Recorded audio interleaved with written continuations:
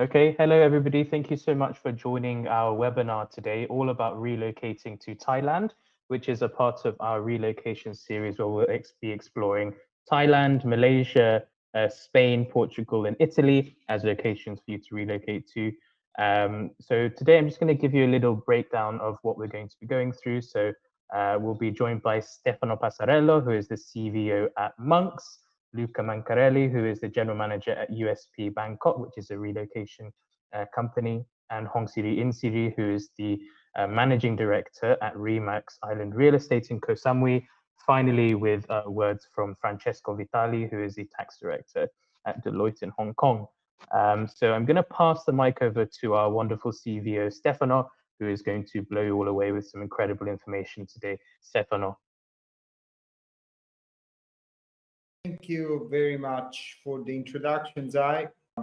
I am super excited to present you with a little bit more information about relocating to Thailand. I want to thank all the people attending. This seminar has been really very attended. We also requested, we also received over 50 requests to resend the recording. So thank you very much. There is a lot of interest I can see in moving to Thailand or moving in general. We are facing interesting times in our world. And what once was not accepted in terms of working remotely or taking breaks or working for a period of time, now it's accepted, it's legitimate. COVID has legitimized this, the trend of working as a nomadic entrepreneur or a digital nomad, to bring your family maybe for 1 year out of your normal habitual abode, such as Hong Kong, for example, such as Singapore. And why not? Trying to go to Thailand, trying to go to Malaysia, explore, live a different life. I relocated? No, not yet, but I'm living a period here with my family, and I will be traveling around the Asia Pacific. And as I do this, many people are opting for this, which is not lifestyle, it's convenience. Convenience, seriously, I mean, schools are top-notch, they're relatively inexpensive, it's easy to travel in the Asia Pacific region, for example, from Koh Samui, and it offers a lot of advantages. But in order to do so, you need to know how to do, because it can pose challenges, all right? So the idea of this seminar is that I received so many inquiries from people in Hong Kong, Singapore, UK, Europe, saying, Stefano, I need help to relocate to Thailand, because right now I can work nomadically, I can work remotely. Why don't I just go to somewhere that offers me with stability? Because Thailand, as much as we say it's politically stable, right? It's wired, technologically wired. Like my Wi-Fi connection, my internet connection is never off. You know, it's like infrastructure is here. Lifestyle is great. Cost fractional compared to Hong Kong and Singapore. Taxation rate, we will discuss this, and many other things. But these are the contents that we will discuss. Why Thailand, types of visa, where to relocate, how to legally work in Thailand, tax system, setting up companies, and options for short, medium-term permits. Okay, guys, now, the point that we need to really focus is I condensed in a small presentation all the questions that my clients are actually doing to me, all right? The point is, just give me a second because I have somebody trying to access. I will pass it to the marketing. The point, the real point is that Thailand is, of course, a fantastic place to be. but it comes with some complication that you might need to understand, right? So definitely Thailand makes sense from many points. So it's give you a little bit of narrative. Top destination in Asia for expat. It is. There's affordable cost of living or value for money. It can be also not affordable.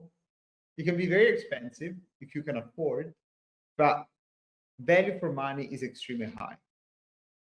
Medical, very important. You're not relocating to the jungle. You're going to a place where dental and medical is extremely advanced, guys. I was unlucky a few years ago to be admitted in hospital here. Oh man, it was refreshing. It was uncomparable to like any other, like Italian hospital, for example. Seriously. ASEAN is a beautiful trade agreement that Malaysia, Thailand, Singapore, they all share, all right?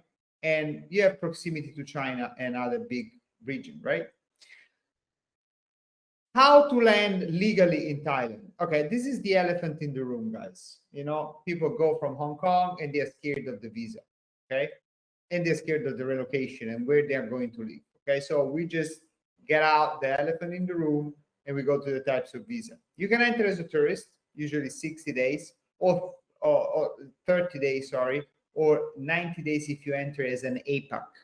And let's like put an hash on the APAC.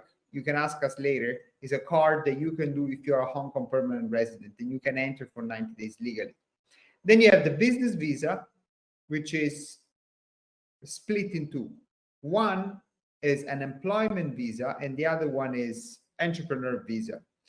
For the most common, that is the employment visa, is what it will allow you to get a work permit in Thailand. So to work legally in Thailand, okay? Then you have the education visa. This is genius. And we will talk about this later. Marriage visa is if you're lucky enough to marry a Thai lady or a Thai man, you can get the visa here. Retirement visa, very, very, very, very popular. Retirement visa, if you're over 50 and you can show financial stability in your bank account, nothing excessive, you can get in here and apply for retirement visa. Smart visa, as the word says, if you're particularly smart, you can get a visa. So this is for high skilled workforce, all right? I want to dip down on the education visa, which is a beautiful solution for people that are traveling around the region, right? Like, for example, me, I could be one of those. I don't need a work visa because I'm technically not working from here. I'm traveling, honestly. I'm really traveling. And I'm going to Hong Kong here and there, and I'm going to Singapore and I'm visiting the offices. But my wife, that is here and she doesn't work, and she needs to take care of the kids. They are going to school. The kids go to school and they get an education visa, a student visa. And you know what? My wife can get a dependent visa and be independent from one of the kids. And this is genius. This is really, really a very intention for the Thai government. First of all, to promote a very sound education system. And second, to support people to come here, relocate, and provide for those kids a very good type of education. All right. Where to relocate? Bangkok or Chiang Mai or the islands. Everybody has pros and cons. Everything has pros and cons. I'm not gonna spare much. Personally, I think that the islands are becoming center of excellence and lifestyle when it comes. I mean, if you are moving from Hong Kong, it makes sense to go to a place that is a bit more pristine. An island or Chiang Mai could be even.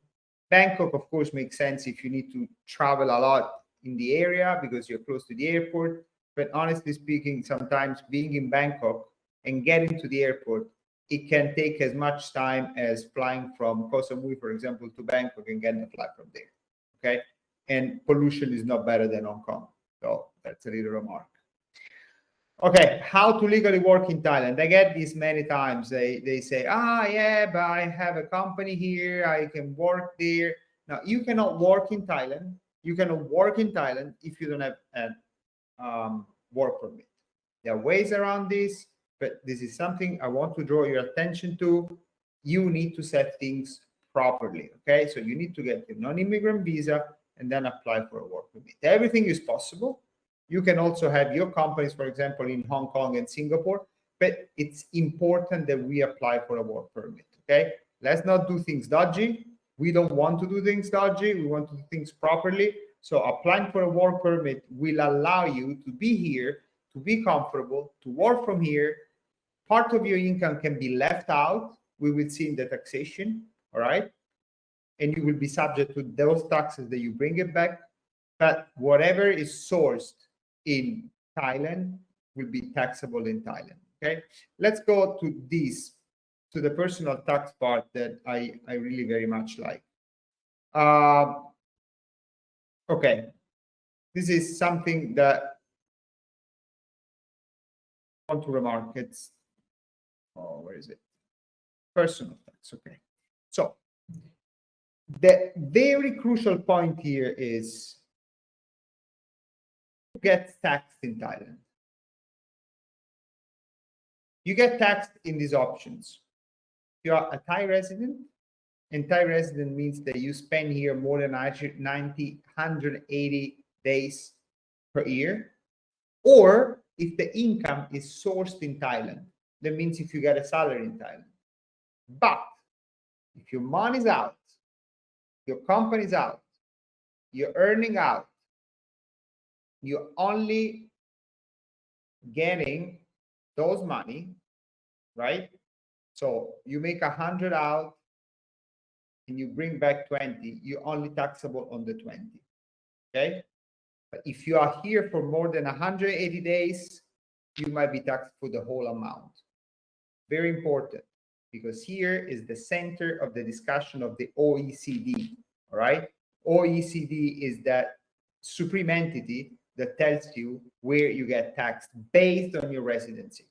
So if your residency is here, you need to be careful. We can discuss this, but we need to really dig a little bit out. It's easy, it's doable, but must be addressed. I have heard that Thailand might be strict to certain rules, but I can tell you that more and more they're giving clarity, okay, on what we need to do. Mostly now in the post-COVID area, I can see many efforts to clarify so that foreign investment will be attracted. And this is one very promising thing. Know that in Thailand, you cannot set up a company unless is a company that is Thai owned, 51% at least. This is changing. I don't expect an overnight change at all, quite the contrary. But there is something called BOI, okay, Board of Investment, that allows, it makes you eligible for 100% foreign ownership. You need to read into the in the print notes, but there are ways, especially for certain sectors, that will allow you to do it.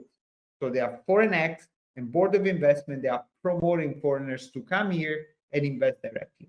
And this is a will from the government, because we understood that COVID really put the country in a difficult situation, although it has reacted much better than many other countries in general. And yeah, it can happen. So sometimes one typical question that I will receive is, okay, Stefano, I need to apply for a work permit. Can I set up the company that gives me a work permit? My answer is yes, at two conditions. One, you need to have a registered capital of 3 million, right? Which is not an excessive amount of money. It's pretty much what that is in China. Okay, you don't need to put everything in cash down. It can be registered capital. So the concept is quite different. It's quite technical. The second is that you need to have a 4-to-1 ratio of employees, which is entirely possible as well. So if you respect these conditions, you might get your visa, or you can employ legally other foreigners. All right. If not, I would say that you are a temporary in Thailand, so you can tweak it a little bit if you are indecisive if you will stay there or not. Right? You can definitely evaluate. So for the first year, probably you don't get a work permit because you will still commute to your home jurisdiction or to Hong Kong or to Singapore or whatever. Explore, make sure that your kids and wife are safe. So give them a visa first, all right? You can adjust as it goes, okay, with the various jurisdictions and the various things. I would say a few words on schooling. Schooling is absolutely crucial because many people, they are relocating to Thailand, they do also for lifestyle or for retirement, of course. For retirement, I would say that the medical system is the first concern that you need to have. For the schools, top-notch system, really top-notch, I would say. I've seen here in Thailand that I've visited campuses that are second to none, really. Like in Hong Kong, I don't see this kind of stuff, or even in the normal school in the US. So have this into consideration. I think it's very good and is very crucial. Opening bank accounts, possible. If you have a work permit, even easier, but entirely possible. Transferring money. We have many virtual banks right now, like Currency, Statris. Currency, we did a seminar with them last week. They transferred Thai baht. Thai baht is highly exchangeable as a currency. It's not like the renminbi that always need to be passed through like a lot of complication and exchange and others. So the Thai baht is an extremely good currency, has been even stable in the course of the years. And the other two big concern are, where am I going to live? Or where and how ship my belongings? Because there are many troubles when it comes to the custom. And I will leave the word to two professionals, Luca and Hong, and they will shed some light on how to relocate smoothly. Thank you so much, Stefano. That was incredible. I'm sure everybody appreciated the content there. So I'm going to pass the mic over By the to way, Luca sorry, can I say one more Please. word? Since I'm the incredible CVO that you proclaimed at the beginning, the presentation is gonna be shared. I don't want to make it too boring, but you will find a lot of technical details after that. So just feel free to ask us, and we will share it with you. Absolutely, and also just a reminder that if you have any questions, feel free to drop them in the Q&A section on the webinar platform here, and we'll address them at the end. And obviously you can contact us all and connect with us after the webinar too. So I'm going to pass the mic, as I said, to Luca Mencarelli, who is the General Manager at USP Bangkok. So Luca, if you don't mind switching on your camera and your mic, and you can take it away. Okay. Hi, everyone. So as I said, my name is Luca Mencarelli. I'm the General Manager for USP Relocations in Bangkok.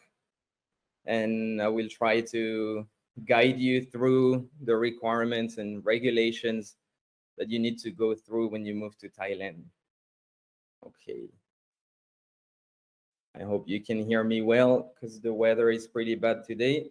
So just a quick introduction on our company, USP. We have 2 offices in Thailand, warehouses, Bangkok and Phuket, which allows us to basically service our customers in the entire country. So it can be in the north, southern part of Thailand, islands like Koh Samui, and all done with our own in-house teams. We basically provide a full service range from packing to freight, clearance, storage, fine arts, destination services, and packing services, anything you may need basically when you move to Thailand. Let's get into it. So that's just a overview of the whole process when you move, let's say, from Hong Kong to Koh Samui to Thailand. So obviously you would need to get an agent at origin, or we can also get an agent for you and handle the door-to-door move. So that would start with a pre-move inspection to estimate the volume you need to ship. Then obviously packing list, clearance, freight, all the origin services that goes from your house or condo in Hong Kong to the port of Bangkok where the clearance is done. And then we take over that part. We clear your shipment, and we'll talk about that later, how the customs clearance work. And then we can plan for the delivery of your shipment in Thailand. Okay, so let's get into the core of the topic. So obviously, before you move to Thailand, you're probably wondering what documents you need to provide. So the first question is, what visa, what status will you have in Thailand? As Stefano was mentioning, there are quite a few visa types. So just know that the only one, if you are a foreign national, just know that the only way to get a duty-free entry on your shipment, which means like no customs duties, if you have a business visa and a work permit. So you need to be working here and a full-time expat in Thailand. Okay, then obviously Thai returning citizens and diplomats get duty-free entry when they move to Thailand. So those are basically all the paperwork you have to provide. We're not going into all the details, but again, if you are an expat working in Thailand, you're basically going to have to provide the original passport, original work permit, and then the rest of it, we handle it ourselves. And you need to be, very important point, you need to be in Thailand when the shipment arrives. So usually, if you are moving from Hong Kong to Thailand, you should just pack your whole house, fly here, and then wait a few weeks for your shipment, which also gives you time to find a place to rent, place to stay, which we will discuss later, and that won't be me. Okay, so again, just the main documents you need to have. You need to be here, as I just said, and you need to arrive within 6 months. How can I say it? Of your shipment's arrival in Thailand. Okay, that's very important. Your work permit can only be 12 months. Anything under that will not be considered for duty-free entry. I will pass pretty quickly for Thai citizens here because I think it's mostly foreign nationals listening to this webinar, but it's basically the same process for Thai citizen. You have to provide all original copies, the original documents, sorry, and be here when the shipment arrives. Okay, that's the not so funny part. Even if you get a duty-free entry on your shipment, we get that question a lot from our customers. Even if you are eligible for that, there are still some items that will attract duties with Thai customs. So for example, here, as mentioned on the slide, like double items. So if you have 2 TVs, the first one will not attract duties and the second one will. And also any other items considered as luxury from customs. So that there are a few examples here, but that's not limited to that. So bicycles, anything that is considered luxury, then we will see a list later on. So as a rule of thumb, I would say that even if you are eligible for a duty-free entry, you should always expect a small payment to Thai customs. Okay. And as we can see here, any other types of visa, because again, we get asked that quite a lot. I have a retirement visa. Do I need to pay duties? Yes, you do. Unfortunately, like student visa, tourist visa, you cannot get duty-free entry. So basically any moving company at that point is supposed to give you an estimate of how much duties you will pay, even though that's not always the final amount. But you should at least have a range. And so those are examples of the CIF value. That's a bit technical.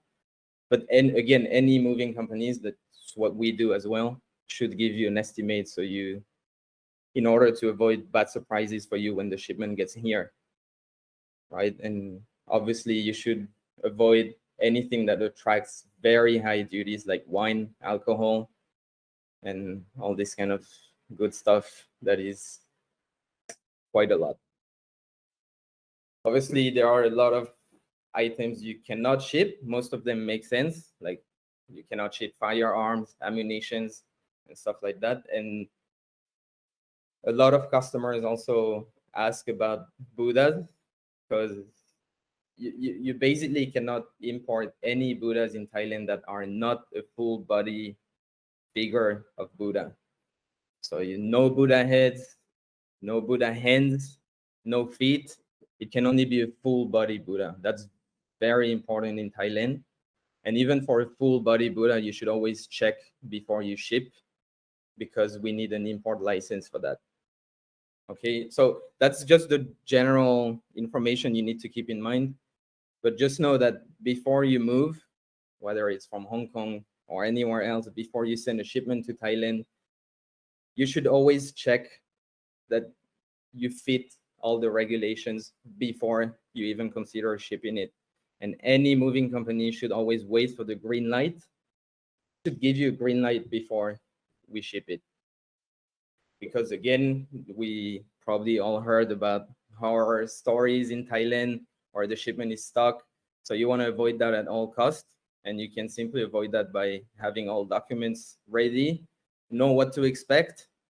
Even if you have to pay for some duties, you should know what you have to expect once again. So just relax, take it easy, and usually all goes well.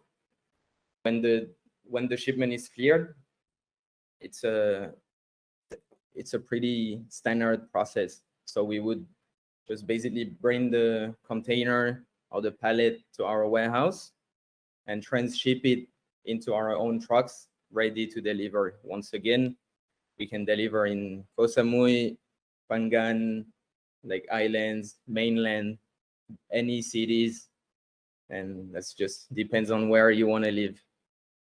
I think that's pretty much all for all the main information I wanted to share with you.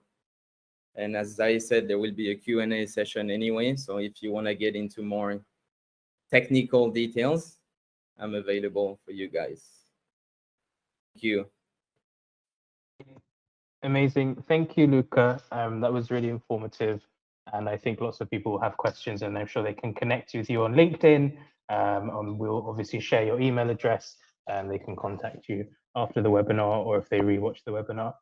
So our next speaker is Hongsiri Insiri, and she's the Managing Director at Remax Island Real Estate in Koh Samui, and she'll be discussing properties and rentals and all that good stuff.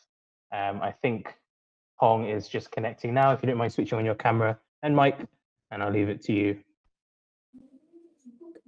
Thank you.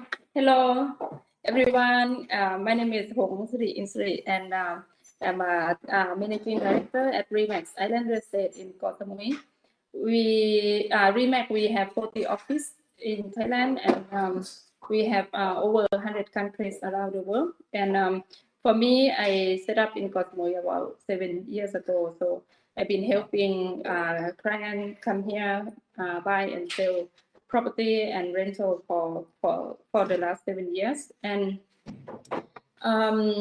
so the main reason that people come to Samui is because Samui is a very popular tourist destination, everyone know. And then after they come first time as a tourist, and then later they want to try to stay, to live here and buy property here.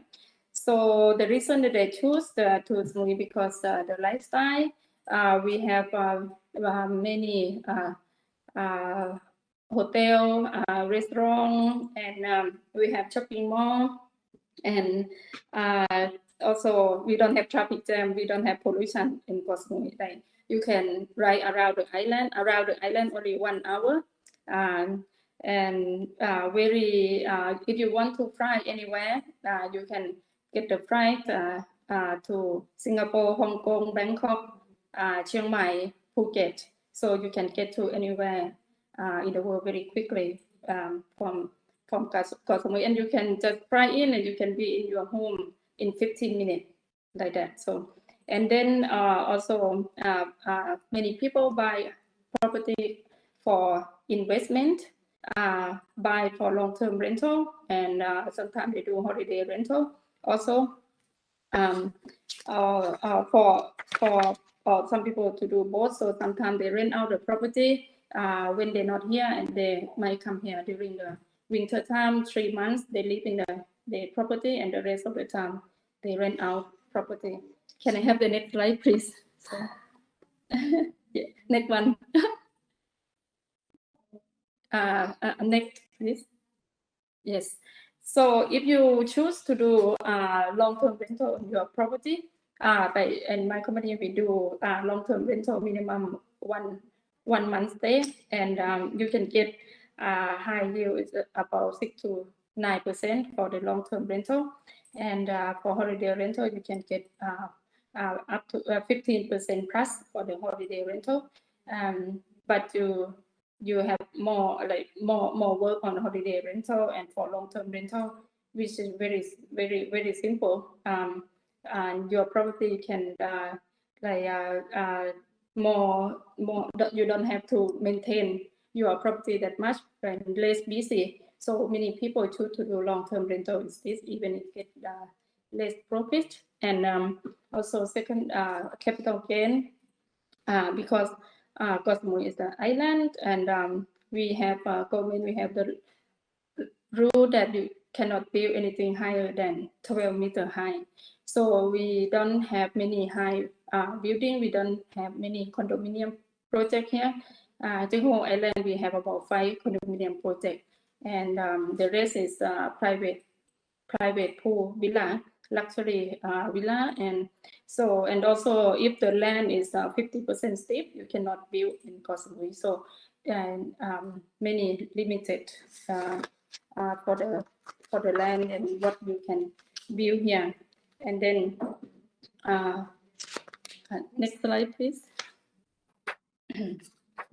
And so this is all the time the questions that how to own property in Thailand, which everyone. Next slide, please. Sorry. Yes. For foreigner can own condominium in Thailand in 49% of the building as a foreign quota. So you can own in your name if it's condominium. And but if anything attached to land, you have 2 options to do it. First, you can do leasehold. For leasehold, you lease the land 30 years plus 30 years, and you own the building in your name. And so this way it's like you also, so and then second is you set up the Thai company and own the land and the property in the Thai company. And when you sell, when you want to sell, you can sell with the company. With a new buyer come in, they can choose if they want to take over the company or they want to set up the Thai company to buy the property. And 80% of my clients, they choose to set up the company to buy the property. But both options, they have a pro and con to it. But if you want to set up company, of course, we have a lawyer to help you set up the company to avoid all the problems that come later. And next slide, please. So you see the green area on the top is northeast area is the most popular area for for people choose to live, and because it's close to airport, it's close to ferry to other island. You can take ferry to Koh Phangan for 30 minutes ferry ride, and so like I would say 60% of five-star hotel is in this area also. And if you choose to buy property, I would suggest to buy this area for the investment. If you want to have a like more land and it's cheaper to the southern part of the island, it's still like very Thai style and the southern part of the island, but it also very beautiful. It's a lot of waterfall and beautiful beach, and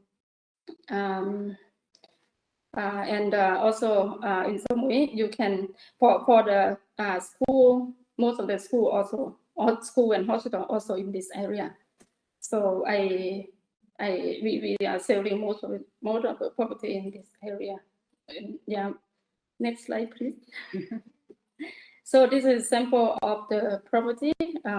I choose the property to show that the one that are foreign standard. This one bedroom condominium, and all come with fully furnished and everything. You can move in, and this one $700 per month if you do 1 year contract, and for sales about $130,000 for this one. And it also in the northeast area of the island. Next slide, please. And this one is more like for family. If your whole family want to stay, like 2 or 3 bedroom like this style with the swimming pool, and for rent it's about $1,300 per month. And for the long-term rental, most of the time the owner will pay for garden and pool cleaning, so you just pay for electricity and internet, and plus the rent. And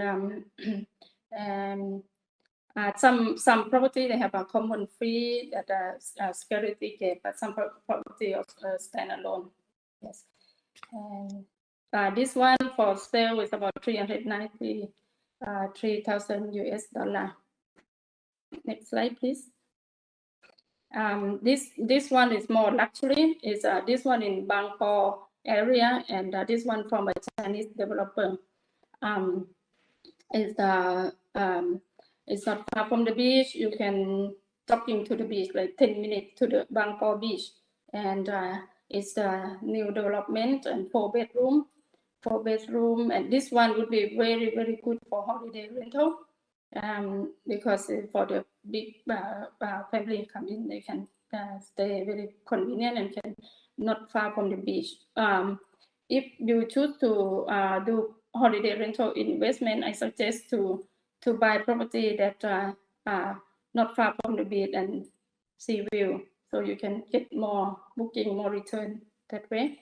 And this one for sale is about $732,000 and already all the property, most of them already owned by Thai company. So if you want to you want to buy, you can take over company and own the property that way also. But you also can set up the new company and buy the property if you don't want to take over the company. See what I show here is more like foreign standard property. But sorry, Hong, I would like to interrupt you on this, because this is a very crucial point that many people ask about getting the company that owns the property or setting up a new one. Yes, we found that the fact that you might get the company that owns the property, it might expose the buyer to what we call hidden liabilities. So you might need to go through a very intense process of due diligence to check that there are not hidden liabilities. Or, in my opinion, it's always better to do something fresh, new, no hidden liabilities, and go for it. because otherwise it would be. And the other thing about the value of for those that don't know if they will stay there forever, their recommendation or the advice in whatever part of Thailand, but also in Malaysia or Portugal or wherever you relocate, if you have the cash to buy the property, and for example, the currency right now is quite low because both Malaysia is low, Thai baht is low compared to the US dollar, of course. It makes sense to have something that it's livable, but at the same time, if you go back, you can rent easily. And at least you are covered both sides. So if you get something that is likable to tourists, you can have an income for tourism, or you can have long term, because there are many people relocating. My advice is that if you are planning to buy something that and then move away, buy something that can rent for long term, because it's easier to manage rather than something that is more touristy that you will need a management company to do it, because maybe the income is more, but at the same time the pain is also more. So if you plan to stay something long term, in my opinion, maybe gives you a little bit less yield, but it grants a much better level of comfort. Sorry to interrupt you. I just want to share this. Yes, I agree with you. I like to do the long-term rental for my customer because it's much more easy to manage of everything. Yes. So if you want to invest in property in Koh Samui, you can ask me, because I would say I'm a local expert here, and now we have like 60% of our business come from referral. We have 30 local agents here to help you with the rental and with the buying and selling the property, and we are part of a global company, but family-owned business. Yes, thank you very much, everyone.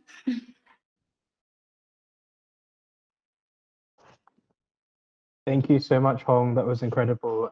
And finally, I'm going to pass it over to Francesco Vitali, who is a tax director at Deloitte in Hong Kong, who wants to share a few words with us. Francesco, if you don't mind, switch on your camera and mic. Ecco. Hi. Thank you so much. Thank you so much again to Stefano and Monx for organizing this important and very interesting seminar. And yeah, we'll do some just final remark that I'm a tax advisor, so as all the tax advisors, it's always important to remind to everyone that when you want to set up your company, set up your business somewhere, in this case, for example, in Thailand, it's really important to do a proper tax planning and tax structuring before to do your investment. In this sense, it's also important to remind that between Italy and Thailand is also enforced a double taxation agreement. That is, double taxation agreement is an agreement that is important in order to avoid potential economical double taxation between two countries. So when there are a potential situation of that an income could be taxed in two countries, you can apply this double taxation agreement in order to avoid or anyway reduce the tax burden impact for some income, for example, dividend and or like capital gain in case of exit strategy. In this sense, so it's also important to consider when you do tax planning that sometimes you can also consider what is best to do for do an investment or direct, or for example through a holding company, for example, locating in Hong Kong.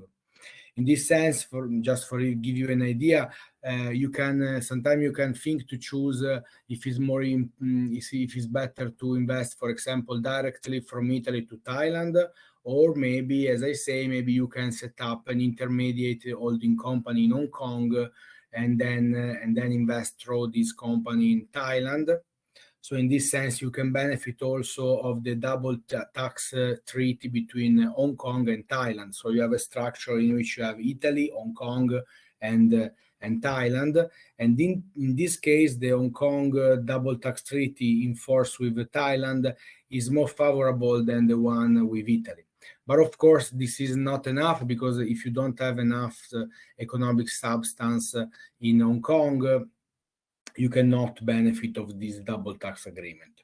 This is just to recap that when you want again, when you want to create an entity in another country, so in this case in Thailand, what is very important is don't forget to ask to your tax advisor, to, for example, to Monx, to Deloitte, or other tax advisor, to assist you and support you to prepare the best tax planning and tax structuring for your kind of business and for your kind of entity, because these will be very important in the coming future when you want to, or to repatriate, for example, the dividend, or you want to sell your company, your investment. And if you have done a proper tax planning in advance, in the first moment, you can benefit and you can reduce an important tax impact. Anyway, again, we are with Monx, with our desk here in Hong Kong.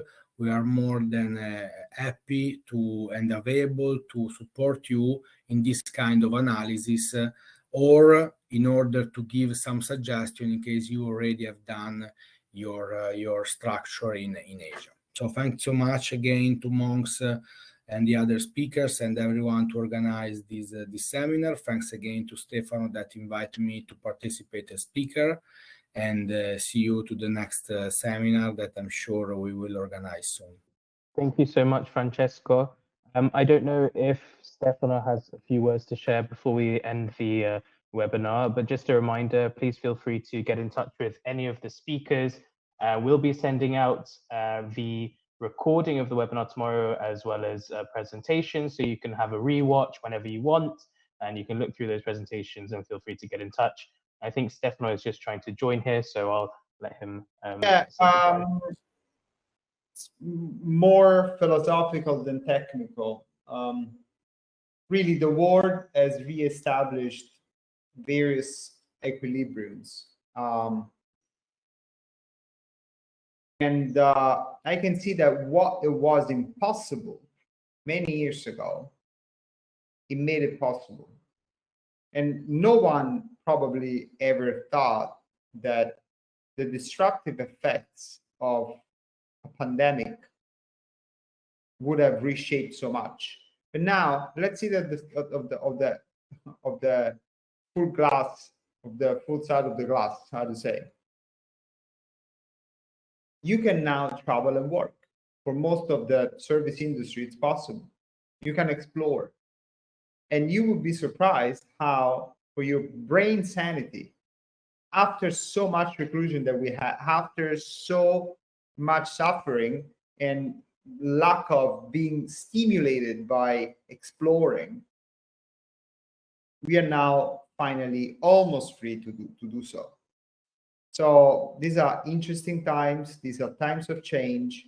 Regulation is changing together with it, on taxation, on incorporation, on ownership, on digital nomadism, on cybersecurity, on bank account opening. So there is regulation / new frontiers. So now you can dare to dream. You can live an adventurous life, still without losing track of what is most important, which is financial protection, taxation, finance, and whatever. And I thank everyone to be here today. My amazing team that I cannot stop thanking for putting this all together in such a short time, co-speakers, and everybody that dares to dream. Thanks, everybody, and that will be the end of our webinar. Goodbye.